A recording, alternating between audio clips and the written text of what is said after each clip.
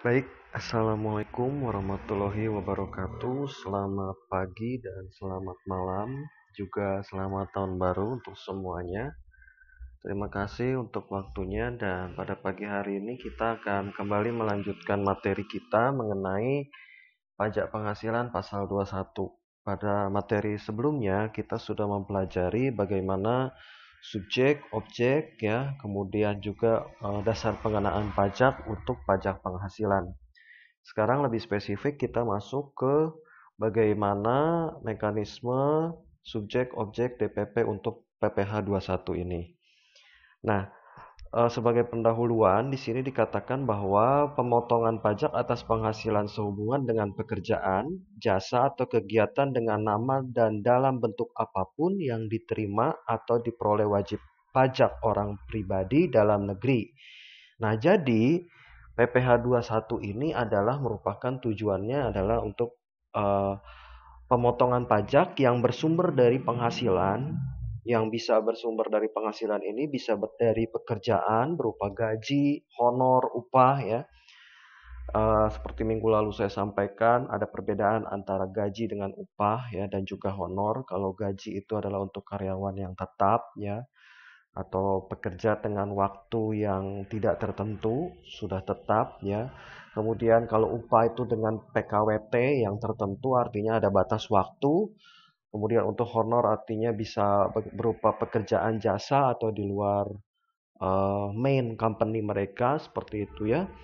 Nah, penghasilan-penghasilan yang didapat dari imbalan pekerjaan atau jasa atau bisa juga nanti kegiatan dalam bentuk misalkan seminar, workshop atau misalkan kontraktor dan sebagainya yang diterima oleh wajib pajaknya adalah wajib pajak orang pribadi di dalam negeri ya. Nah, tentu saja ini semua bisa dilakukan oleh satu pemberi kerja. Pemberi kerja ini berarti kaitannya adalah pihak yang memberikan kepada kita penghasilan atau tempat di mana kita bekerja ya, seperti itu. Selanjutnya adalah bendahara pemerintah yang terkait dengan gaji yang bisa berupa pekerjaan, jasa atau kegiatan. Nah, bendahara pemerintah ini adalah baik ini adalah pemerintah yang sifatnya pusat ataupun daerah ya. Tentu saja mereka juga memiliki eh, karyawan ya yang kita bisa sebut sebagai ASN atau aparatur sipil negara atau pegawai negeri sipil. Nah, ini semua nanti terkait dengan pengeluaran dari bendahara pemerintah.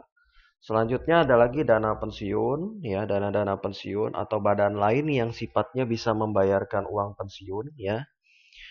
Kemudian badan yang membayar honor atau pembayaran lain yang sehubungan dengan imbalan, dengan jasa atau tenaga ahli ya. Jadi ini biasanya terkait dengan honor karena tidak termasuk di dalam main company tetapi hanya pada waktu dibutuhkan tenaga-tenaga ahli ini maka perusahaan akan meng-hire mereka ya.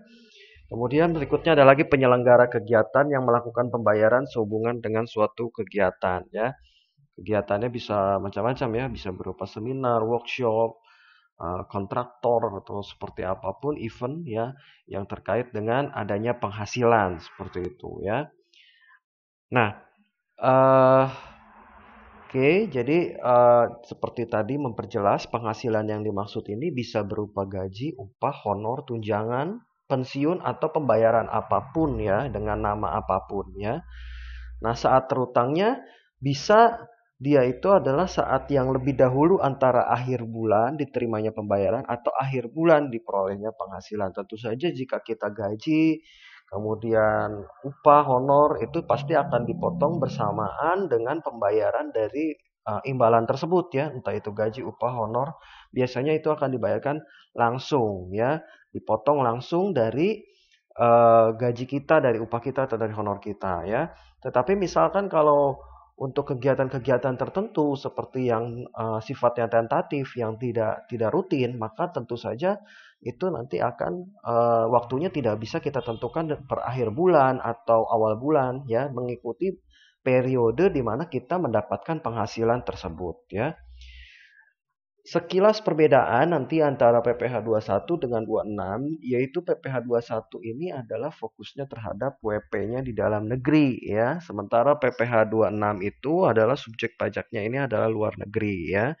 Jadi PPh 21 ini adalah yang terkait di dalamnya adalah merupakan semua yang ada di dalam negeri ya. Jadi BUT pun termasuk jika memang dalam masa masa aktif mereka sebagai BUT di dalam negeri ya, seperti itu. Mereka dapat memungut atau dapat memotong PPh 21. Subjek pajaknya siapa? Subjek pajaknya mereka yang dinamakan sebagai pegawai. Pegawai di sini berarti bisa ada yang sebagai tetap dan kontrak ataupun tidak tetap ya, seperti itu. Kemudian penerima uang pensangon atau pensiun ya. Jadi ini terkait dengan uang pesangon, pensiun atau tunjangan atau JHT yang termasuk di dalamnya juga adalah ahli waris jika mungkin si penerima pesangon atau uang pensiunnya telah meninggal dunia seperti itu ya. Nah, jadi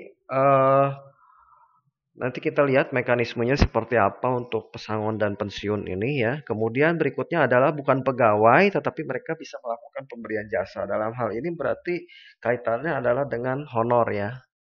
Kaitannya adalah sebagai honor ya, atau bisa kita bilang mereka yang melakukan pemberian jasa tetapi di luar daripada tempat di mana kita bekerja seperti itu ya. Selanjutnya ada lagi Dewan Komisaris atau Dewan Pengawas Non-Pegawai. Apa yang dimaksud dengan Dewan Komisaris atau Dewan Pengawas ya? Tentu saja setiap perusahaan ya memiliki namanya direksi ya. Direksi ini artinya dari mulai komisaris utama, kemudian ada juga ownernya mungkin ya.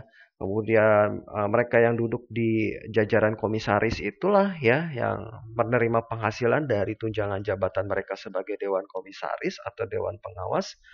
Nah, ini pun adalah termasuk di dalam subjek pajak PPh 21. Selanjutnya inilah mantan pegawai. Mantan pegawai ini berarti mereka yang masih menerima mungkin ya imbalan bisa dalam bentuk pesangon, pensiun atau apapun itu yang sifatnya memang belum selesai sampai ketika mereka ketika mereka selesai bekerja seperti itu ya. Jadi masih menerima penghasilan dari tempat di mana mereka dahulu melakukan pemberian jasa atau pemberian pekerjaan seperti itu ya. Selanjutnya adalah peserta kegiatan. Peserta kegiatan ini ya bisa berupa event ya, event-event yang berupa workshop, seminar atau ada kontrak tertentu ya, kontraktor seperti itu ya dan sebagainya ya.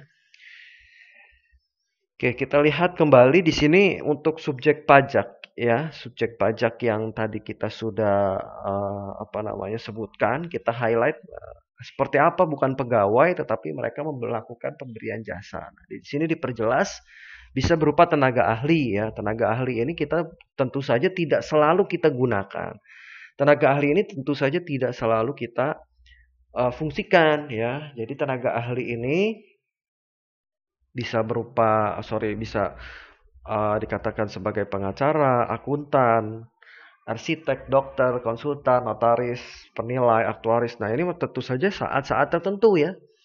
Saat kita membutuhkan pengacara berarti saat kita memiliki kasus hukum ya. Tentu saja ya. Kemudian kapan kita membutuhkan akuntan? Mungkin saat kita ingin menilai laporan keuangan kita ini disahkan oleh KAP dan sebagainya seperti itu ya.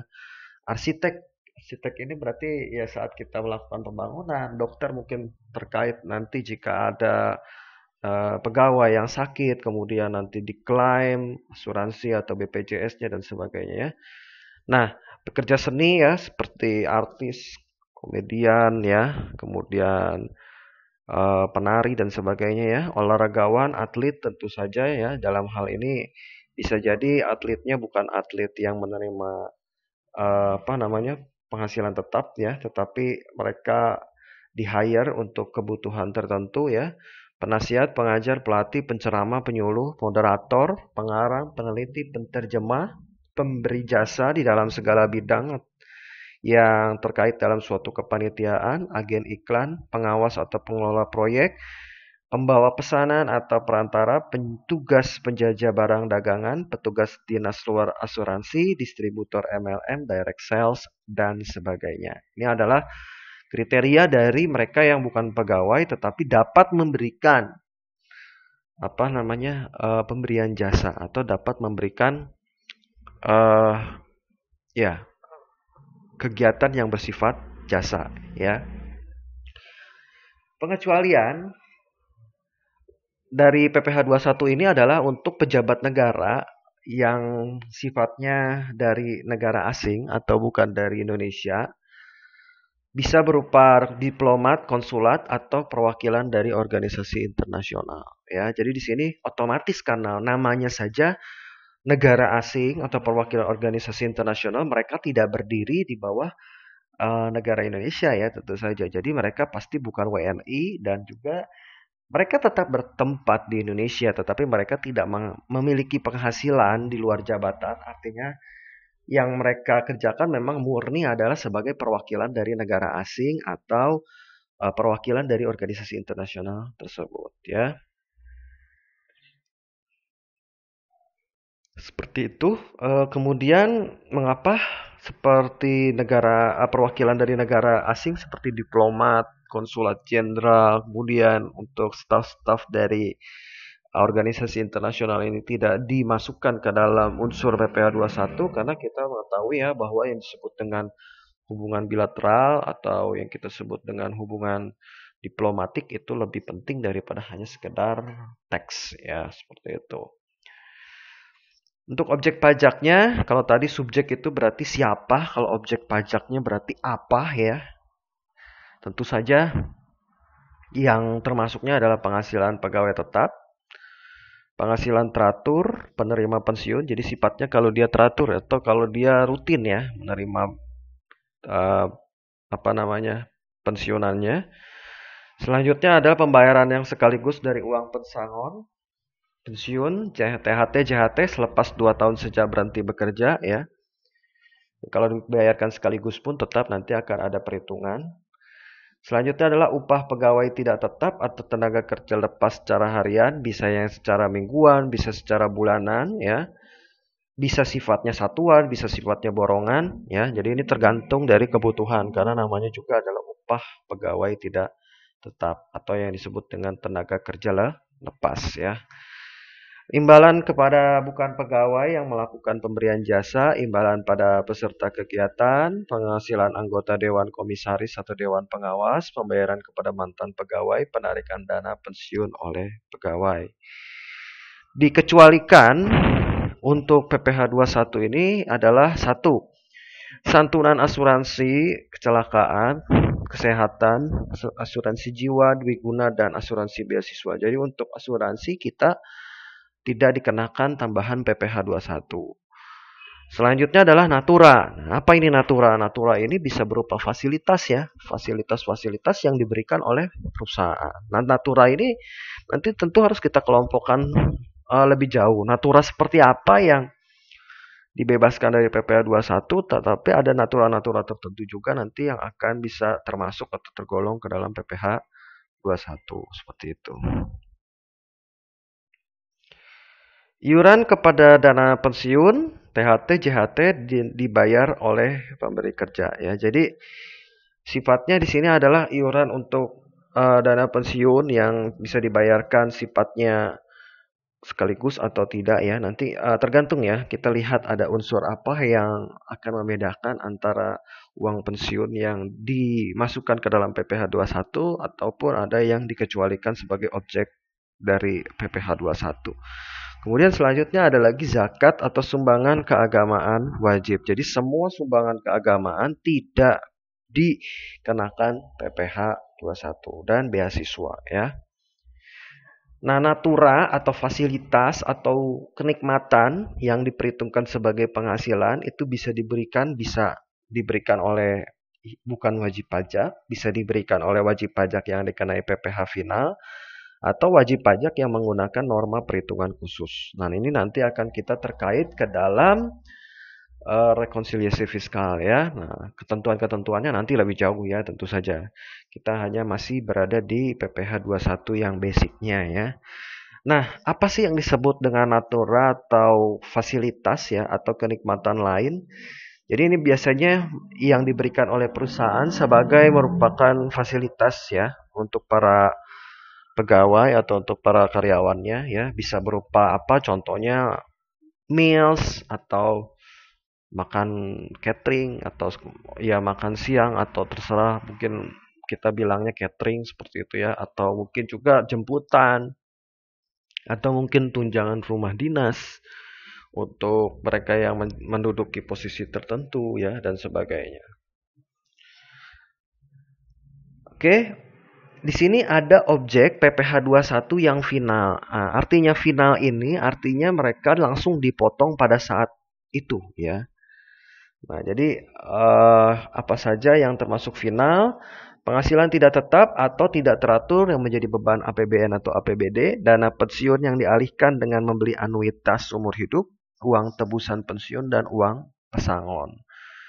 Nah, pemotong, penyetor, dan pelapornya tentu saja ini terkait dengan siapa pemungutnya ya, gitu. Yang pertama adalah pemberi kerja yang bisa dalam bentuk orang pribadi, ya, bisa mereka adalah WP ataupun bukan, ya, tetapi pasti ya jika ada kebutuhan di dalam perpajakan pasti mereka adalah merupakan WP juga.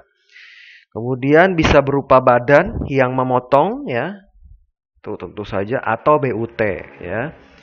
Selanjutnya bendaharawan pemerintah ya, dana pensiun penyelenggara jaminan sosial ya. Jadi kaitannya biasanya dengan dana-dana bantuan sosial atau dana pensiun atau apapun itu biasanya sudah terkait sudah include dengan dipotong PPh 21-nya seperti itu.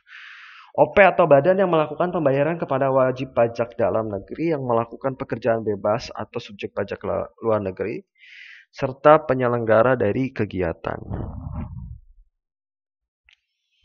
Pengecualian dari pemotong adalah satu, mereka yang adalah merupakan representatif dari negara asing. Kemudian organisasi internasional yang sudah disahkan atau ditetapkan atau sudah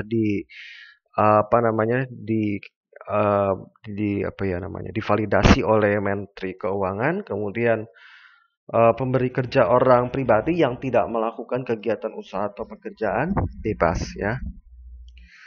Alur perpajakan dari wajib pajak orang pribadi ini secara garis besar ya, nanti kita akan lebih jauh ya di PPh setelah PPh 21 ya. Kita masih ada PPh 22, 23, 24, 25. Kemudian ada pajak kurang dan lebih bayar itu nanti di PPh 28 dan 29 ya. Jadi inti utamanya memang kita harus selalu mengecek ya beberapa beban pajak kita sesuai dengan SPT. Tentu saja ini tidak termasuk PPh final ya. Nah, kemudian kita kurangi dengan PPh 21, setelah itu nanti jika ada kita memiliki unsur-unsur PPh 22, 23, 24, maka kita juga akan kurangi kembali yang nanti semuanya akan menjadi angsuran pajak di PPh 25 dan jika ada kurang atau lebih bayar maka kita harus selesaikan pada PPh 28 atau PPh 29 seperti itu. Nah, PPh 21 lebih bayar bisa dianggap atau bisa dikembalikan ya, bisa bisa direstitusikan ya. Maksimal 3 tahun dari berakhirnya tahun pajak yang bersangkutan jika kita menyampaikan SPT lebih bayar ya. Jadi SPT lebih bayar untuk PPh 21 diterima jika kita menyampaikan maksimal adalah 3 tahun dari selesainya pajak yang bersangkutan. Bagaimana kalau setelah melewati 3 tahun?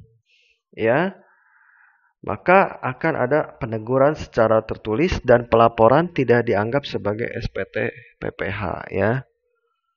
Jadi kita sebagai wajib pajak tentu saja di sini harus melihat baik-baik, melihat benar-benar jatuh tempo dari setiap pajak yang jika kita mau restitusikan seperti itu. Untuk lapisan tarif ini mohon diingat-ingat, mohon dihafalkan karena ini akan terkait dengan PPh pasal 4 ya. yang akan kita terus pakai sampai nanti pembahasan di PPh 25 ya.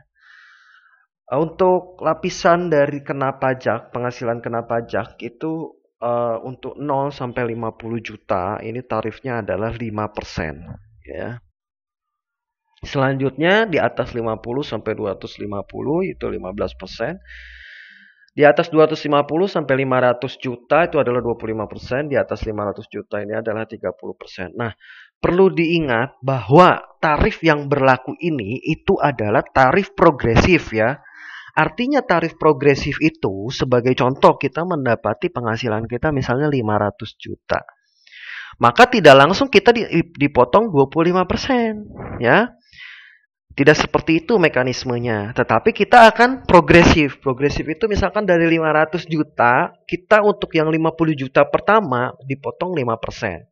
Maka sisanya adalah tinggal 450 juta. Nah, 450 juta yang 250 jutanya itu dipotong 15%. Ya, gitu. Jadi kita lihat dulu ya. Nah, kemudian sisanya berapa baru nanti akan dipotong 25%. Jadi tidak langsung otomatis 400, misalkan 500 juta kita dipotong 25%. Tidak, tetapi sifatnya progresif.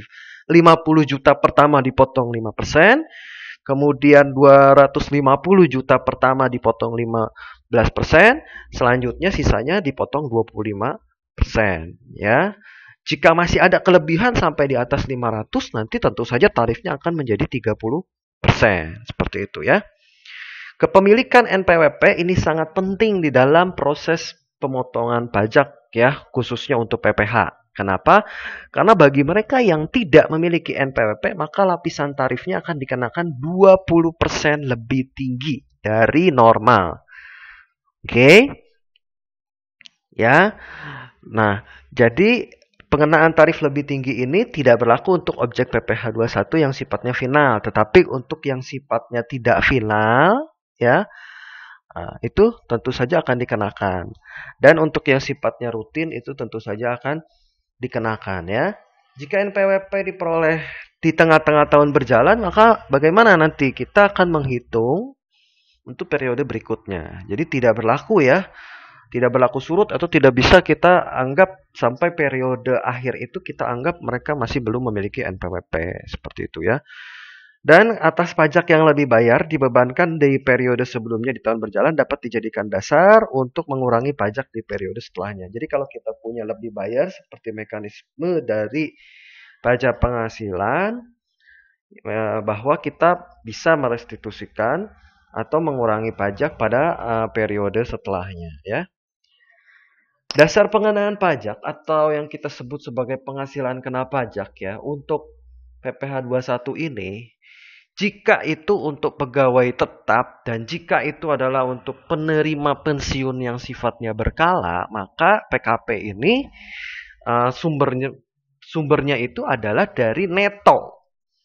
Ya, neto. Mengapa dikatakan neto? Karena untuk penghasilan pegawai tetap ini tentu saja tidak hanya bersifat dari gaji. Ya, banyak berupa tunjangan, bisa berupa tunjangan yang sifatnya terkait dengan pekerjaan, keahlian, tunjangan yang sifatnya keluarga, tunjangan yang sifatnya skill, ya, tunjangan yang sifatnya bonus dan sebagainya. Dikurangi dengan PTKP yaitu penghasilan tidak kena pajak. Ya, selanjutnya kalau itu untuk PKP yang sifatnya pegawai tidak tetap yang penghasilannya dibayarkan bulanan seperti yang kontrak seperti itu, maka sumbernya dari penghasilan bruto PKP-nya yang kita kurangi dengan PTKP. Jadi ketika nanti ada soal, Anda lihat dulu ya apakah si karyawannya ini adalah pegawai tetap atau pegawai tidak tetap. Jika dia pegawai tetap maka dihitung dari neto, jika dia tidak tetap maka dihitung dari bruto ya. Dan perlu kita ketahui bahwa PTKP itu adalah maksimal sebesar 4.500.000 untuk setiap pribadi. Ya, 4.500.000 untuk setiap pribadi yang di dalam periode 1 bulan, ya. PKP berlaku untuk pegawai yang menerima penghasilan berkesinambungan baik tenaga ahli maupun bukan ya. Jadi untuk yang sifatnya uh, honor atau ya bisa dikatakan honor ya, tenaga ahli dan sebagainya ya, itu adalah sebesar 50% dari penghasilan bruto dikurangi PTKP per bulannya ya. Selanjutnya kita lihat aturan lainnya, yaitu penghasilan yang melebihi 450.000 sehari tetapi mereka bukan merupakan pegawai tetap, jadi hanya menerima upah, sifatnya bisa harian, mingguan, satuan, dan borongan. Ini jika melebihi 450.000 tentu saja juga akan ada pengenaan untuk PPh 21 sepanjang penghasilan kumulatif satu bulannya tidak melebihi 4.500.000. 50% dari penghasilan bruto ya, bukan pegawai yang menerima penghasilan tidak berkesinambungan. Jadi saat mereka dibutuhkan, saat itu juga mereka dibayarkan, maka itu kita akan potong sebesar 50%-nya. Penghasilan bruto untuk seluruh jumlah penghasilan yang diterima atau diperoleh dalam suatu periode dibayarkan berlaku atas penghasilan yang diterima oleh pihak lain selain yang diatur berdasarkan dasar pengenaan pajak sebelumnya. Jadi itu yang disebut dengan penghasilan bruto ya. Bruto itu adalah yang sifatnya dibayarkan pada waktu sesuai dengan perjanjian kontrak pekerjaan mereka masing-masing ya. Ini pun sama, perlu Anda benar-benar hafalkan ya, khususnya untuk PTKP ya. PTKP ini adalah penghasilan tidak kena pajak ya, karena ini adalah sumber dari perhitungan PPh 21 ya. Untuk tidak kawin ini artinya mereka yang belum kawin atau belum menikah ya, seperti itu. Untuk tanpa tanggungan, apa maksudnya tanggungan dan tanpa tanggungan di sini? Artinya tanpa tanggungan berarti mereka hanya seorang diri ya, tidak ada tanggungan, baik itu kalau tidak kawin, mungkin tanggungannya siapa? Tanggungannya ini bisa berupa ayah, ibu, atau bisa saudara yang sekandung atau saudara seperti itu ya, atau kakak adik ya. Nah, jika dia tanpa tanggungan, artinya dia adalah seorang pekerja yang memang hanya untuk bekerja untuk pribadinya sendiri, maka tarif PTKP-nya adalah 54 juta. Dari mana 54 juta? 54 juta itu adalah 4.500.000 di dalam waktu satu tahun. Ya, jadi 4.500.000 di dalam waktu 1 tahun. Atau 4.500.000 kali 12, yaitu 54 juta. Selanjutnya, ya, pertanyaannya apakah PTKP bisa ada perubahan? Tentu saja bisa ya, jika nanti dipandang memang untuk penghasilan dari masyarakat secara kumulatif per bulan itu di atas 4.500.000. Tapi untuk saat ini PTKP itu dinilai masih sekitar 4.500.000 ya, karena terkait dengan inflasi dan sebagainya tentu saja harus diperhitungkan ya. Nah, selanjutnya untuk yang tanggungan pertama itu nanti dari 54 juta dia akan ditambah kembali dengan 4.500.000 ya, jadi sekitar 58.500.000. Untuk tanggungan dengan 2 tanggungan tentu saja nanti akan ditambah kembali dengan 4.500.000 menjadi 63 juta. Untuk tanggungan 3 akan ditambah kembali dengan 4.500.000 menjadi 67.500.000. Apakah tanggungan 4 ditanggung? Jawabannya tidak ya, hanya maksimal 3 tanggungan. Selanjutnya untuk kawin ya, kawin ini berarti mereka yang sudah menikah.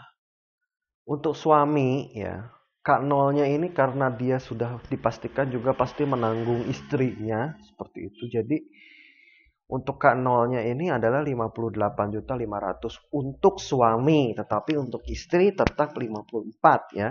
Sekalipun mereka telah menikah, karena nanti untuk tanggungan biasanya akan dimasukkan ke dalam PTKP suami ya. Untuk K1, satu tanggungan misalkan anak ya, satu tanggungan itu adalah 63 juta. Dan tanggungan ini bisa juga di anak ataupun tetap keluarga ya, selama itu tidak melebihi dari 3 tanggungan ya. Selama tidak melebihi dari 3 tanggungan. Nah, lalu apa yang dimaksud dengan kawin dengan penghasilan istri digabung? Jika kita telah menikah dan kemudian penghasilan istri dengan penghasilan suami itu digabungkan, maka otomatis kita akan mendapatkan 2 kali PTKP ya. Jadi 54 tambah 54 seperti itu ya. Nah, jika ada tambahan tanggungan juga nanti akan ada penambahan kembali ya. Jadi seperti itu ya. Sifatnya dia semakin adanya tanggungan maka PTKP-nya pun akan semakin besar. Tetapi PTKP terbesarnya itu adalah PTKP untuk hanya 3 tanggungan saja ya. Ini lebih jelasnya tadi untuk PTKP untuk laki-laki yang tidak kawin atau wanita yang sifatnya belum kawin atau belum menikah ya. Status wanita jikapun sudah kawin tetap akan mempunyai PTKP tidak kawin karena tadi ya sekali lagi karena wanita tidak menanggung, kalau pria atau laki-laki mereka menanggung tentu saja. Jadi saat mereka K0 pun mereka sudah menjadi 58 ya. Kenapa? Karena mereka menanggung istrinya seperti itu. Tapi kalau wanita tidak, kecuali kalau dapat membuktikan bahwa suaminya tidak bekerja dari instansi terkait ya. Misalnya dari desa, kelurahan, RT, RW atau sebagainya seperti itu ya.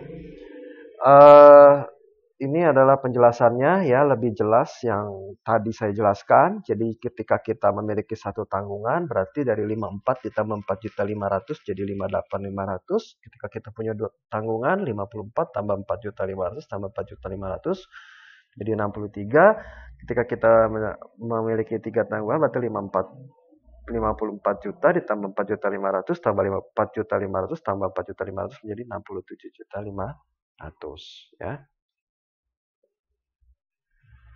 Oke. Selanjutnya untuk istri ini untuk PTKP kawin ya. Untuk PTKP kawin jika istri tidak bekerja maka itu akan dianggap sebagai tanggungan ya.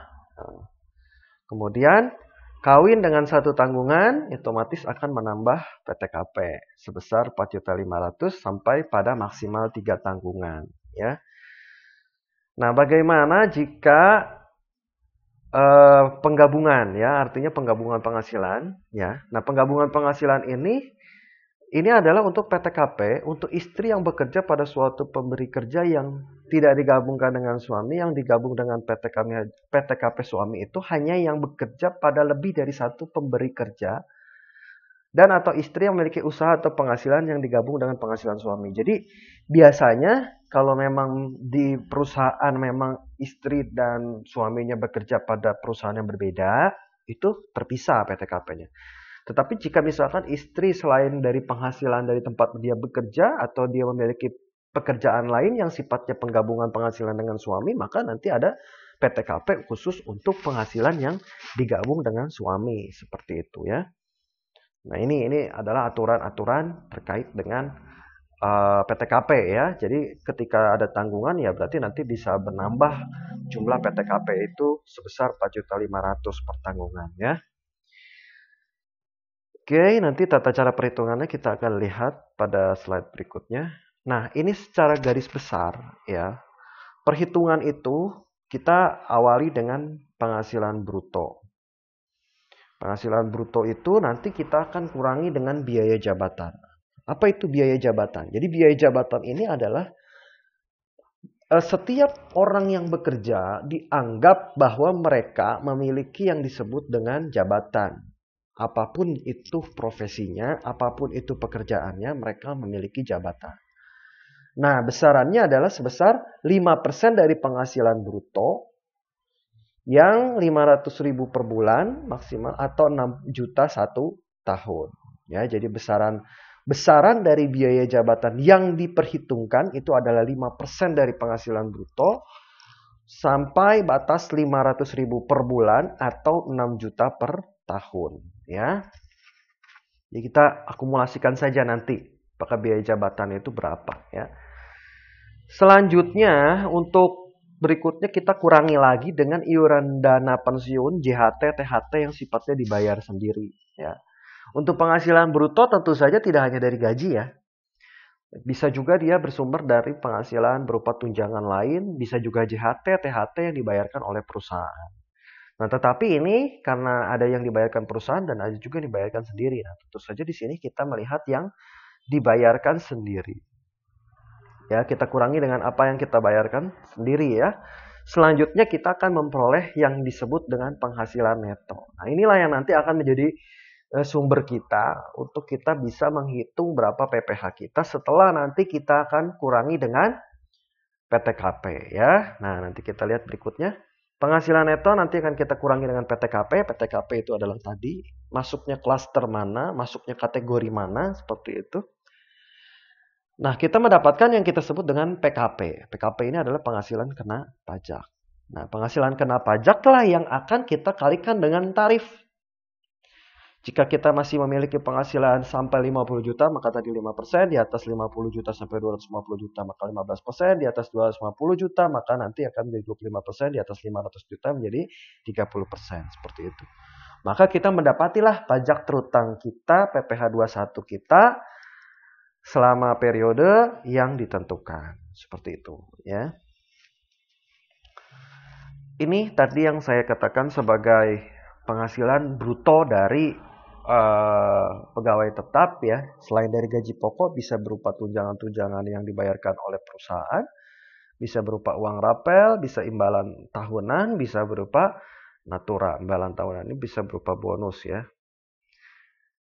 Oke, kita lihat contohnya. Yang pertama di sini kita lihat. Dr. Slamet Taramandi ini adalah seorang tenaga ahli. Jadi karena dia sifatnya tenaga ahli, berarti dia menerimanya adalah honor ya. Seperti itu, honorarium ya. Sebesar 10 juta. Nah, maka perhitungannya seperti tadi ketentuan dari DPP untuk tenaga ahli ya, itu adalah 5% dikali 50%-nya dari penghasilan bruto. Oke, jadi kalau dia 10 juta, maka di sini kita bisa lihat bahwa 50% atau setengahnya adalah 5 juta. 5 juta ini kita kalikan 5%-nya yaitu 250 juta. Ya, maka PPh 21 yang harus dibayarkan pada saat Dr. Slamet Taramandi ini mendapatkan penghasilan sebesar 10 juta yaitu adalah 250. Selanjutnya bagaimana jika dia tidak memiliki NPWP? Nah, untuk tenaga ahli, jika dia tidak memiliki NPWP, maka akan dikenakan 20% lebih tinggi ya. Nah, jadi dianggap 120% dari 250 tadi. Atau kenaikannya adalah 20% lebih tinggi ya dari yang sebelumnya. Kalau kita mau hitung seperti ini bisa, atau kita naikkan dari 250.000 20%-nya ya. Jadi 300.000 ya, seperti itu. Selanjutnya, Beni Ganteng SHLLM, dia memiliki NPWP dan menerima honor sebagai pengacara sebesar 100 juta. Maka perhitungan PPh 21-nya adalah seperti ini ya, 5% dikali 50% dikali 100 juta. Maka 5% dikali 50 juta adalah 2.500.000. Itu adalah honor yang diterima oleh Beni sebagai pengacara dengan penghasilan sebesar honor 100 juta. Oke, ini yang tadi ya, yang tadi juga Anda bisa pelajari kembali. Beni adalah seorang penyanyi yang menerima honor sebesar 10 juta atas perhitungan penghasilan Beni, maka dia dikenakan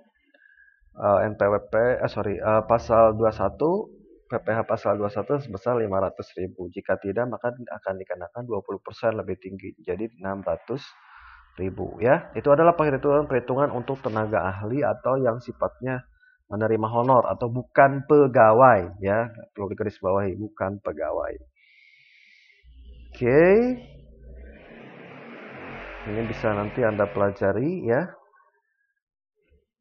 Nah, ini adalah untuk ASN atau PNS, perhitungannya dia memiliki perbedaan untuk PPh 21-nya, untuk tarifnya ya.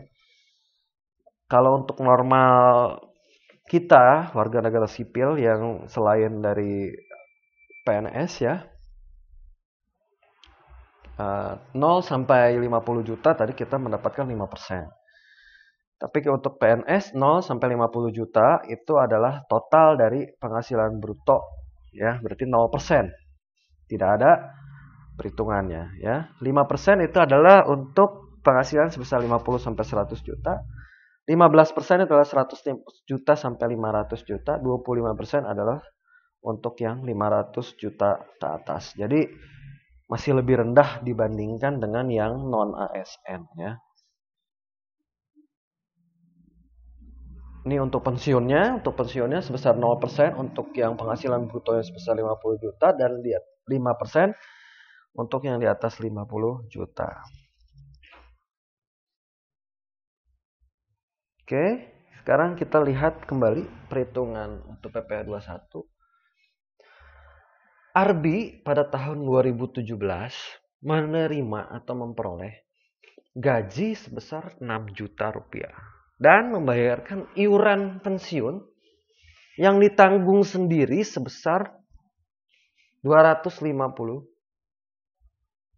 ya, gitu.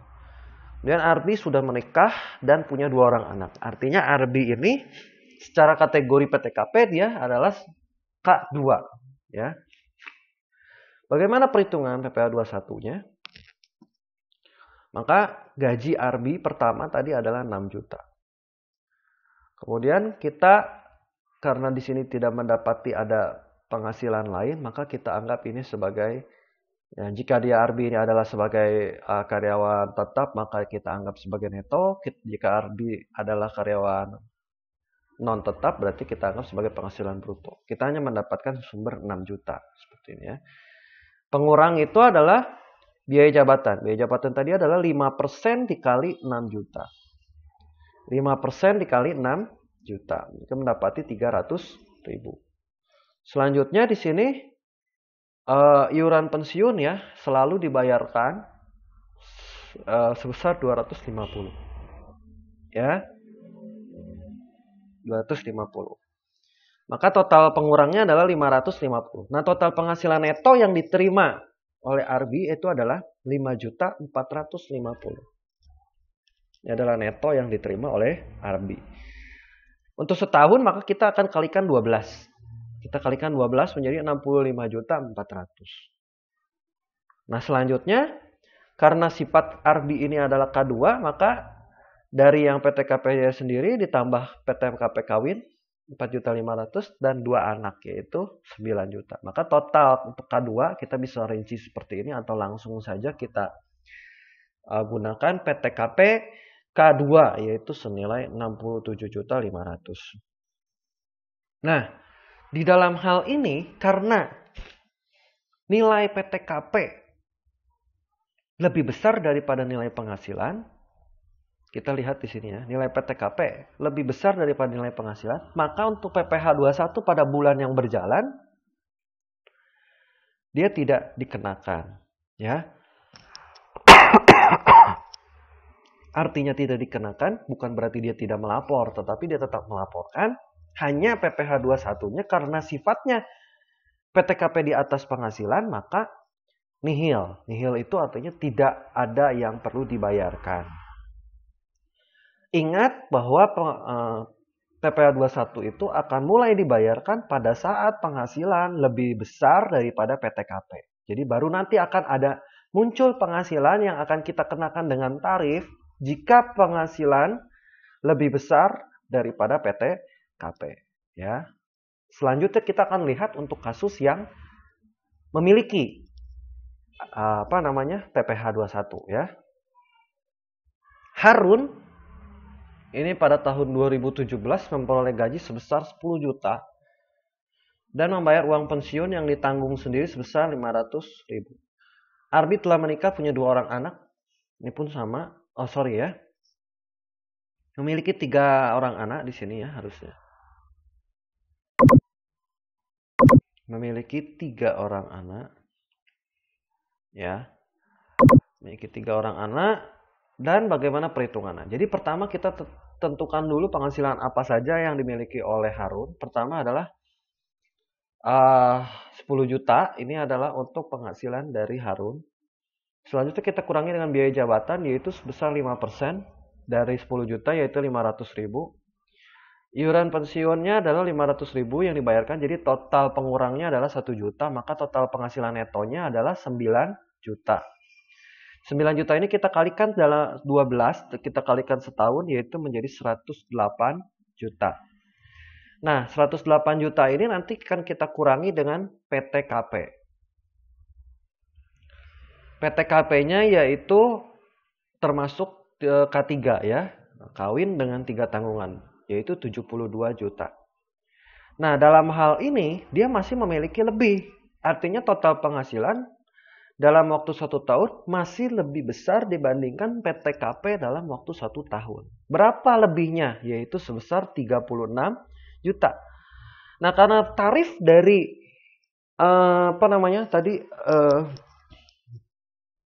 untuk tarifnya ya, tadi ya, sampai 50 juta pertama itu adalah 5%. Dan di sini 36 juta itu masih tidak melebihi 50 juta, maka yang dikenakan tarifnya adalah 5%. Bagaimana misalkan jika masih punya selisih sampai 150 juta, maka akan progresif sifatnya ya. Jadi yang 50 juta 5%, yang 100 jutanya maka akan jadi 15% seperti itu. Itu sebagai contoh. Ya.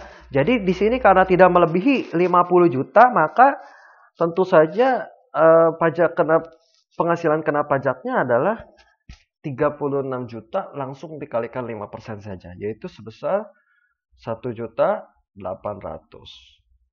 Oke. Nah, untuk mendapatkan pajak per bulannya, maka akan kita bagikan 12 ya. Kita akan bagi 12 ya. Nah, ini kita dapat 150.000 ya per bulan. Seperti itu kalau kita mendapati untuk yang punya penghasilan di atas PTKP ya. Ini nanti ada latihan yang bisa dikerjakan ya. Perhatikan dulu nanti untuk setiap penghasilan ya, apakah dia memiliki penghasilan yang sifatnya neto atau bruto. Kemudian jika ada penghasilan-penghasilan lain ya seperti ini, perusahaan menanggung JHT. Jadi artinya nanti 3,7% dari gaji ini akan menambah penghasilan dari neto dari Karta. Ya, gitu. Nah, kemudian nanti perhatikan juga apa yang menjadi pengurang. Pengurang itu adalah yang dibayarkan sendiri. Contohnya misalkan, perusahaan mengikuti program jam sostek, premi jaminan kecelakaan kerja, dan jaminan kematian yang dibayar oleh pemberi kerja dengan jumlah masing-masing 0,5 dan 0,3% dari gaji. Artinya, di sini 0,5% ini adalah 0,5% dari gaji yang akan menjadi pengurang. Berarti nanti strukturnya selain gaji ya, seperti tadi di sini selain gaji, maka akan ada penambah dahulu, yaitu tadi ya yang dibayarkan oleh perusahaan. Dan pengurangnya selain ada biaya jabatan, tentu saja tadi ada biaya-biaya yang dibayarkan sendiri. Baru kita bisa mendapatkan penghasilan netonya. Seperti itu ya. Oke. Nah, kita lihat sekarang bagaimana untuk metode perhitungan pajak. Metode perhitungan pajak ini bisa ada 3 metode. Yang pertama metode gross up, dan metode net. Metode gross itu adalah penerima penghasilan yang dipotong sebesar PPh yang terutang. Jadi langsung ya pada saat dia menerima penghasilan, maka pada saat itu jugalah dipotong ya. Metode gross up itu menerima penghasilan dengan cara menaikkan penghasilan sesuai dengan PPh terutang. Ya, jadi penghasilannya tetap, hanya untuk sejumlah pajaknya akan ditambahkan terlebih dahulu. Dan metode net itu adalah pemberi kerja yang menanggung PPh terutangnya dengan cara menaikkan penghasilan. Ya, jadi biasanya metode gross up dan net ini memang PPh-nya ditanggung oleh pemberi kerja ya, seperti itu. Oke. Selanjutnya yang akan kita fokuskan adalah bagaimana jika ada perhitungan PPh 21 atas bonus ya. Bonus ini tentu saja tidak diberikan selalu atau setiap waktu ya. Bonus ini biasanya hanya diberikan 1 kali 1 tahun. Nah, bagaimana caranya? Pertama, sini kita lihat Joko ini adalah statusnya tidak kawin, berarti adalah K0. Bekerja pada PT Gandaria dengan memperoleh gaji sebesar 6 juta 1 bulan. Pada bulan Maret 2000 sekian, Joko memperoleh bonus sebesar 5 juta. Sehingga pada bulan Maret total penghasilan Joko adalah 6 juta ditambah 5 juta. Dan setiap bulan Joko membayar iuran pensiun dan dana pensiun yang pendiriannya telah disahkan oleh Menteri Keuangan sebesar 60.000. Ya, bila diminta perhitungan atas bonus, bagaimana cara perhitungan? Pertama kita harus hitung dulu bagaimana penghasilan atas bonus. Jadi di sini kita lihat gaji Joko tadi untuk 1 tahun kita buat menjadi 1 tahun ya, yaitu 12 dikali 6 juta. Jadi untuk perhitungan bonus kita buat menjadi 1 tahun. Tapi kalau tadi kita harus rinci per bulan, baru nanti kita akan kalikan 12 pada saat kita mendapati penghasilan netonya ya. Nah di sini adalah gaji 1 tahun, ini adalah 12, kita kalikan 6 juta, maka kita mendapati 72 juta. Bonusnya tadi adalah 5 juta, maka kita total brutonya adalah 77 juta. Pengurangnya tentu saja adalah biaya jabatan sebesar 5% dari 77 juta dan iuran pensiun yaitu tadi dikatakan 60.000 selama 1 tahun. Maka total pengurangnya adalah 4.570. Sehingga netonya adalah 77 juta dikurangi 4.570 menjadi 72 juta 430. Ya. Nah, PTKP-nya karena dia WP sendiri, maka berarti dia TK0. TK0 ini adalah 54 juta. Penghasilan kena pajaknya adalah 18.430 yang kita kalikan dengan tarif 5% karena tidak melebihi 50 juta. Maka yang kita dapat adalah 921.500. Ini adalah penghasilan PPh 21. Ini adalah perhitungan PPh 21 yang dikenakan dengan bonus. Tetapi kita tidak mungkin menerapkan ini karena apa? Karena bonus itu tidak dikenakan setiap bulan. Lalu kita juga harus menghitung kembali bagaimana jika penghasilan yang rutin diterima oleh Joko. Ya. Jadi gaji setahun yang diterima oleh Joko adalah 72 juta non bonus ya. Bonusnya tidak usah dimasukkan. Jadi ada 2 kali perhitungan. Pertama kita hitung yang plus bonus, yang kedua kita hitung yang tanpa bonus baru kita akan kurangi ya. Pengurangannya adalah 5% dikali 72 juta, 3.600.000, iuran pensiun sama 60.000 sebesar 720, jadi 4.320, maka penghasilan netonya adalah 72 juta dikurangi 4.320 menjadi 67.680.000. PTKP-nya adalah TK0 di sini adalah 54 juta, maka kita mendapati totalnya adalah 13.680. Ya, tentu saja di sini tidak melebihi 50 juta, maka menjadi 5% dikali 13.680 menjadi 684.000. Maka PPh 21 yang diterima oleh Joko pada waktu bulan yang bersangkutan adalah tadi hasil dari PPh 21 dengan bonus sebesar 921.500 dikurangi 684.000. Jadi 237.500.000. Ini adalah cara perhitungan PPh dengan memiliki bonus. Ya, oke. Ini nanti ada latihannya yang bisa Anda lihat ya. Oke, untuk kasus-kasus lain sebetulnya masih banyak, tetapi saya kira cukup ya untuk pembahasan kita adalah sampai bonus karena cukup panjang ya PPh 21. Yang terpenting adalah Anda bisa mengetahui dulu siklus dan alur perhitungan dari PPh 21. Kemudian Anda bisa menentukan sesuai dengan tarif ya. Itu tujuan pembelajaran kita sampai di sana ya. Mungkin seperti itu ya penjelasan saya. Nanti kita akan lebih lanjut berdiskusi melalui forum ya. Untuk pertanyaan lebih jelasnya nanti bisa Anda tanyakan melalui forum diskusi. Terima kasih. untuk kehadiran dan juga perhatiannya. Assalamualaikum warahmatullahi wabarakatuh. Selamat pagi dan selamat malam.